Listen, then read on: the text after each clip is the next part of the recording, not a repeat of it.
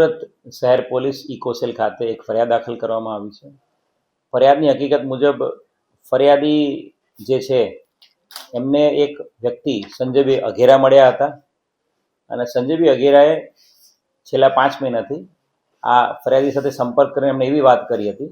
કે એમની પાસે 750 કરોડ રૂપિયા જેટલી જૂની ચલણી નોટો છે અને 750 કરોડની જે ચલણી નોટો છે એમાંથી 150 કરોડની ચલણી નોટો એ વટાવીને એ આ ફરિયાદીને પૈસા આપી દેશે અને એના બદલામાં એમણે સુરતના 84 તાલુકા ખાતે જે એમની જમીન છે, આંબા ગામ ખાતેની જમીન, એ 60 કરોડ રૂપિયામાં એમણે વેચવાનું નક્કી કર્યું હતું. ફરિયાદી પાસે 60 કરોડમાં જમીન લેવાનું નક્કી કરી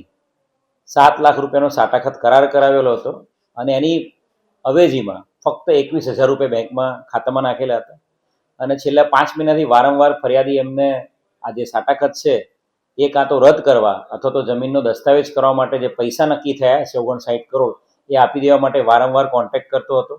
પરંતુ આરોપીએ એમને સાટાખત કરાર રદ નહીં કરવાની ધમકી પણ આપી હતી અને જમીનનું ટાઇટલ બગાડી નાખ્યું હતું. એ અનુસંધાને ઇકોસેલે આ બાબતે ગુનો દાખલ કર્યો છે અને આરોપી સંજય વિઠ્ઠલ અઘેરા એની વિધિવત ધરપકડ કરેલી છે. એના 2 દિવસના રિમાન્ડ પણ કોર્ટમાંથી મળેલા છે અને આગળની આ જે ગુના બાબતે આરોપીની હાલ પૂછપરછ ચાલુ છે. સર, ફરિયાદીને ખબર હતું કે જેને ચલણી નોટો આજે આપે છે એ બંધ થઈ ગઈ છે, છતાં એને જમીન વેચવાની વાત. યસ, ફરિયાદીના ધ્યાન પર એવી રીતે જ મૂકવામાં આવ્યું હતું કે આરોપી પાસે, એટલે એને આરોપી એવું કહ્યું હતું કે એની પાસે 750 કરોડની ચલણી નોટો છે અને એમાંથી 150 કરોડની ચલણી નોટો એને આપણે વટાવીશું તો 35% લેખે તમને પૈસા મળશે અને એ લાલચમાં આવીને એમણે આ 60 કરોડ પોતાની જમીનનો દસ્તાવેજ કરવા રેડી થઈ ગયા હતા. હાલ આરોપીની પૂછપરછ ચાલુ છે. એનો બીજો કોઈ ગુનાહિત ઇતિહાસ હાલ મળતો નથી, પરંતુ રિમાન્ડ દરમિયાન